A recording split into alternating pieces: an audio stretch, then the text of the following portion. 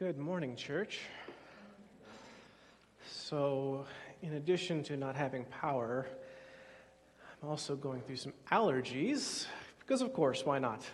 So in addition to speaking about gentleness today, I'm going to be speaking gently today. Have you ever made a mistake and have been called out publicly for it? I'm sure many of you have, and perhaps some of you, when recalling some of your most embarrassing moments, think about a time just like that. And it can be more than embarrassing. It can be mortifying. A friend of mine recently shared about a time when he was in high school English class, and he put forward the textbook's preface about a poem as his own thinking about it, because no one else had ever read that before, as far as he could tell, but his teacher did. And his teacher angrily called him out in front of the whole class, going on a huge tirade about plagiarism. And my friend cringes when he thinks about it in hindsight. And I told him, do you think your teacher was being a little rude for doing that? And he said, absolutely not. He absolutely deserved it for his plagiarism. Now, of course, my friend is now a high school English teacher himself, so as the tables have turned. But anyway, he got his comeuppance because I just copied and repeated his Facebook post word for word, and I'm not going to attribute to him by name, and he's not here to call me out for plagiarism, so here we are. Now, 100 years ago, teachers would make students sit in the corner with a dunce cap on. And it's not a very common practice anymore, to my knowledge, and that's likely for the best. A lot of us don't respond well to public criticism or being corrected and humiliated in front of others. And when that happens, we tend to shut down. Even if we recognize that we are wrong, we're not going to admit it then and there.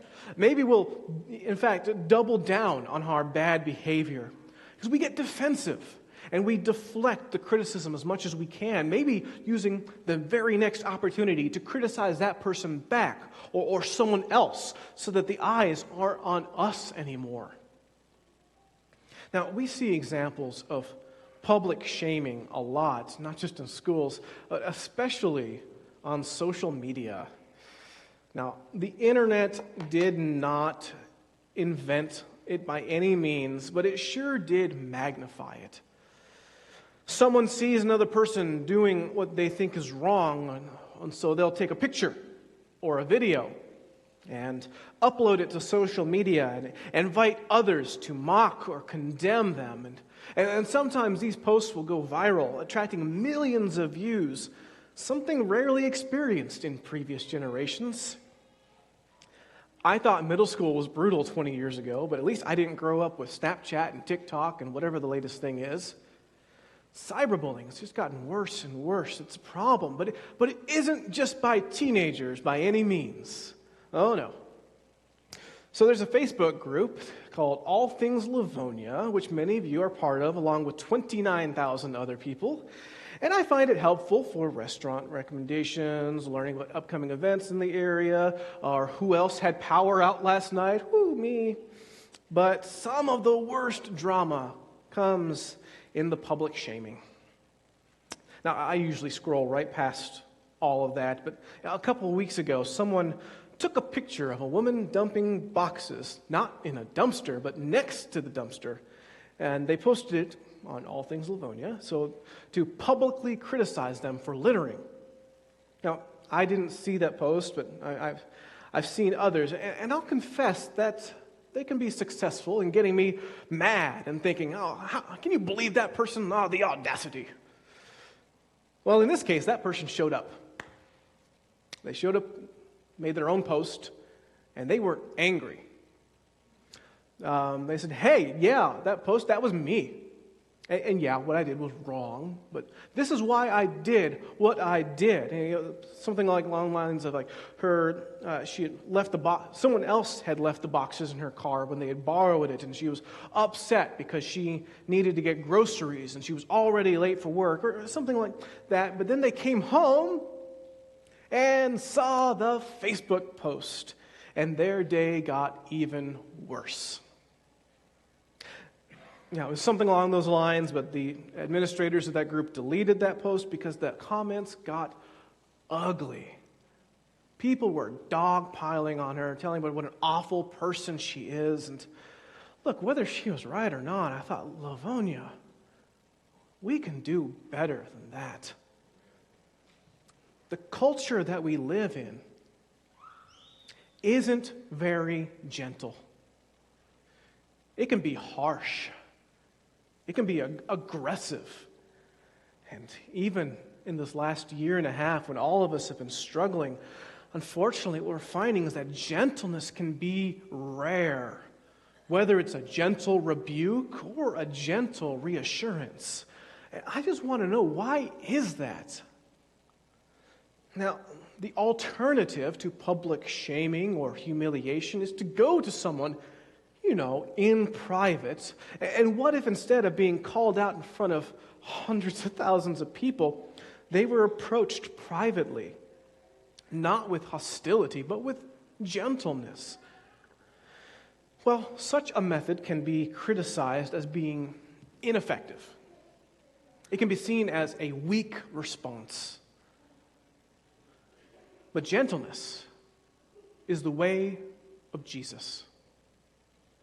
And Jesus has called his followers to demonstrate just how powerful and effective gentleness can be.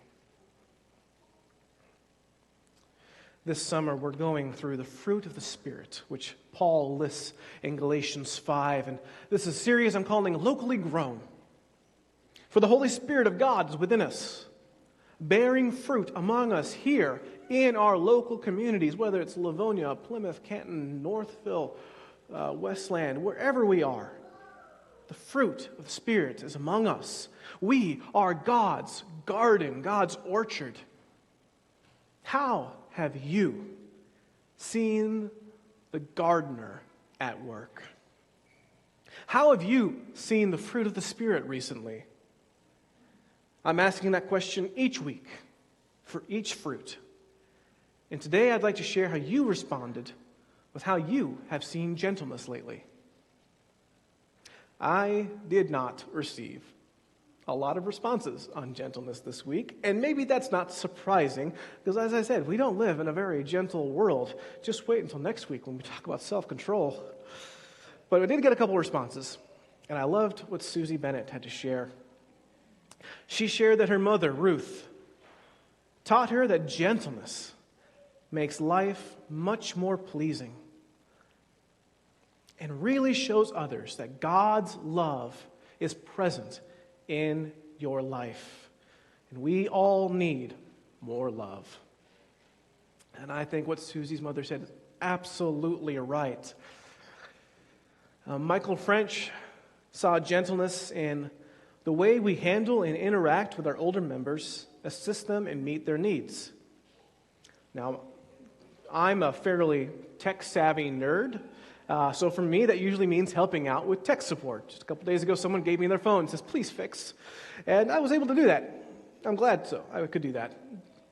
Gentleness can go a long way, as can patience and self-control. And I am never going to take it out on the person I'm helping, but their printer or their computer may wish it never got on my bad side by the time I'm done fixing it.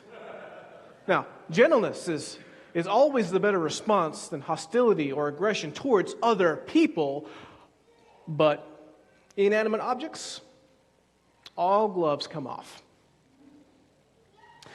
When we look at the examples in the Bible of gentleness, perhaps the most prominent come from Jesus himself, Jesus, the gentle shepherd. Of course, that imagery of being a shepherd is seen in the Old Testament as well as, with the 23rd Psalm being the most famous example. But Jesus was the perfect embodiment of the character of God, including God's gentleness. What does the gentleness of Jesus look like? Well, it may actually surprise you. In Matthew chapter 12, we see Jesus interacting with his opponents, the Pharisees, who were furious in this case that Jesus had healed a man on the Sabbath, which they believed to be sinful. And Jesus obviously thought it was fine. But their conflict grew rather heated and impassioned to the point that the Pharisees left enraged and began the plot to have Jesus of Nazareth killed. But in a battle of verbal debate, the Pharisees were no match for Jesus, and this just infuriated them. Jesus was fully aware of what they intended to do with him. And yet, how did Jesus respond? He walked away. Matthew chapter 12, beginning of verse 15, we read this. Aware of this, Jesus withdrew from that place. A large crowd followed him, and he healed all who were ill. And he warned them not to tell others about him. And this was to fulfill what was spoken through the prophet Isaiah. Here is my servant whom I have chosen, the one I love, in whom I delight. I will put my spirit on him, and he will proclaim justice to the nation. He will not quarrel or cry out. No one will hear his voice in the streets. A bruised reed he will not break, and a smoldering wick he will not snuff out, till he has brought justice through to victory. And in his name the nations will put their hope. Jesus withdrew. He left that place. He continued his healing ministry in secret. And you have to wonder, was Jesus afraid? Was he cowardly? Was he apathetic even? No. Jesus was gentle. And his followers have struggled with this ever since, because we so often find ourselves in cultures that view gentleness as weakness. And not just us in America, but the ancient Greeks and the Romans did so too. And therefore the Galatians that Paul was writing this list to would have wrestled with the perplexity of gentleness as the fruit of the Spirit. Their cultural heroes were strong and proud, not meek and humble. They were Maximus Decimus Meridius, not Mr. Rogers. But in contrast, we never saw Jesus on the offensive. And though he certainly wielded great power and demonstrated that thoroughly during his time on earth, Jesus never used his power for personal gain. When verbally attacked by the Pharisees, he very capably defended himself and he gained the upper hand in the debate, but he chose not to pursue them. Instead of seeking retribution, he retreated. And as we see in Matthew's quotation of Isaiah, he wouldn't argue or shout. He wouldn't break a bent stalk or snuff out a smoldering wick. To do so would not be in line with the will of God. It's not a fruit of the Spirit that was upon him. Instead, Jesus proclaimed a message of justice, hope, and grace to all the nations. The gentleness of Jesus, despite how it may appear at first, is extremely powerful, for it is in the spirit of gentleness that he achieved his greatest victory on the cross. For the Romans, crucifixion wasn't just a form of execution, but public shaming and humiliation. Jesus was hung on display, inviting mockery and laughter from the crowds. We often focus on the pain of the cross, but even greater was the shame of the cross. And yet, even then, Jesus didn't retaliate. He didn't fight back. He didn't get revenge. Instead, Jesus went gentle into death. But he did not stay there. For in that gentleness there was great power, even stronger and mightier than the grave. And it is a power who, by the power of the Spirit who rose Jesus from the dead, is at work transforming us today. And very soon after this, Peter would know it firsthand. At the beginning of his life, around the time we were introduced to him, Peter was aggressive.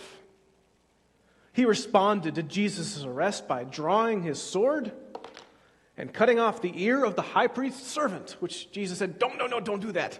And he healed it, put it back. But Jesus commanded him, put your sword away. Jesus, to Peter's shock, Jesus willingly chose to go along with his arrest.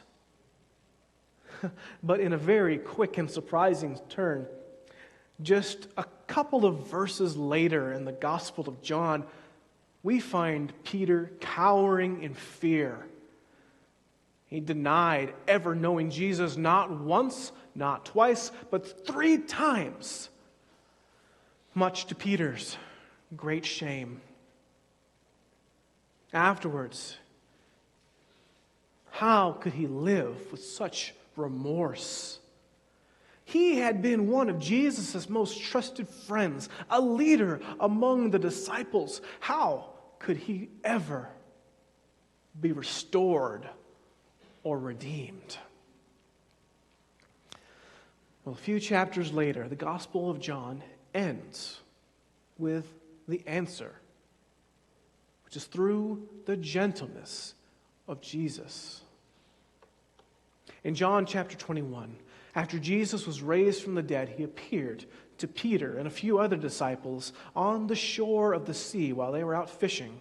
And they didn't realize it was him at first. But after a miraculous catch of fish, they quickly caught on to his identity. And as soon as he heard the words, "It is the Lord," Peter dove right into the water, swam 100 yards to join Jesus on the shore. Peter was thrilled to be reunited with his risen Lord, but I got to tell you, he was also terrified. What was Jesus going to say to Peter? Because he surely had to have known what Peter had done. And Peter knew that Jesus had every right to be angry at him for abandoning him so quickly in his hour of need.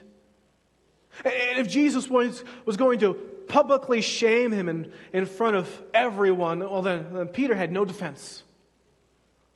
He would have taken the whips. But instead of aggression, instead of retribution, even here in the face of his own shame and guilt, Peter found Jesus' gentleness. After breakfast, the text indicates that Peter and Jesus were walking alone, because Peter says that he notices someone following them. And side note, it's very likely John, who wrote this gospel and who humbly identifies himself as the disciple whom Jesus loved. But John writes that he overheard a conversation which Jesus, he could have had in front of everyone, but chose to do that in private. Just him and Peter and John listening from ashore. Peter, do you love me? Peter, do you love me? Peter, do you love me? Jesus asked him that question 3 times, one for each of Peter's denials, followed by the instruction, "Feed my sheep." Now Peter was hurt. He felt the pain of each question probably more painfully than if he had been publicly flogged. And in tears, he replied, "Lord, you know all things. You know that I love you." And that is all that Jesus needed to hear. Once more, he told Peter to feed his sheep. And then once again, gave him the very first command he had said years ago, "Follow me."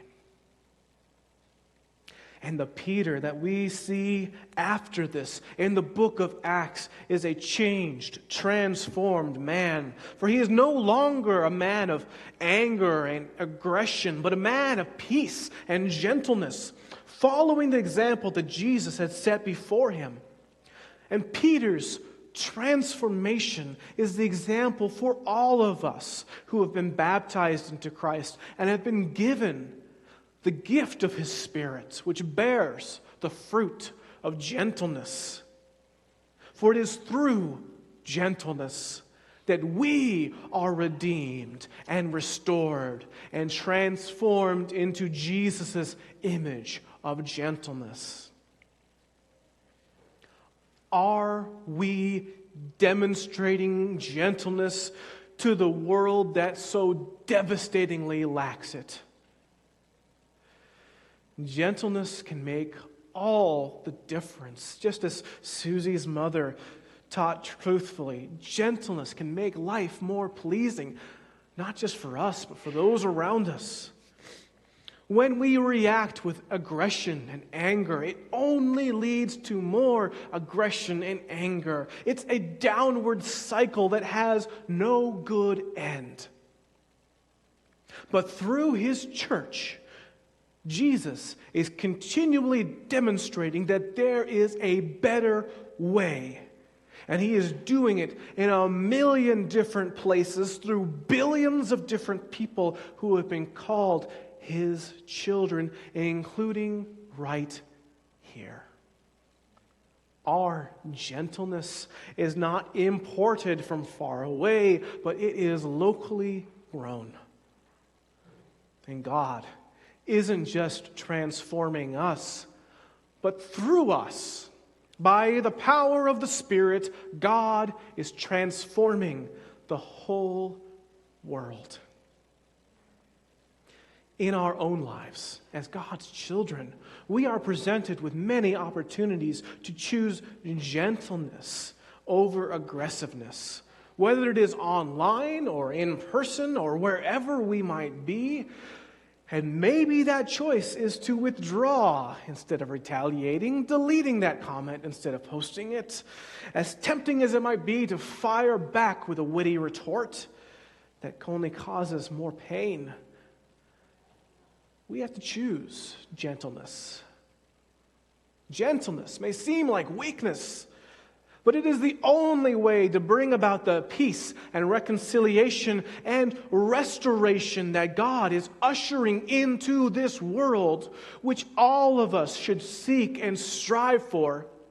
This is what it means for us to live by the Spirit, to cultivate the Spirit's fruit, and to live the way that Jesus did, the abundant way of eternal life, which has no end. For this is the gospel we are preaching and the good news we are proclaiming, not just with our words, but with our lives. And yes, church, we are proclaiming it with our gentleness. May this angry world see it. May they be touched by it. And may they know the powerful, transforming gentleness of God. And in all things, may God receive all glory and honor and praise. Amen.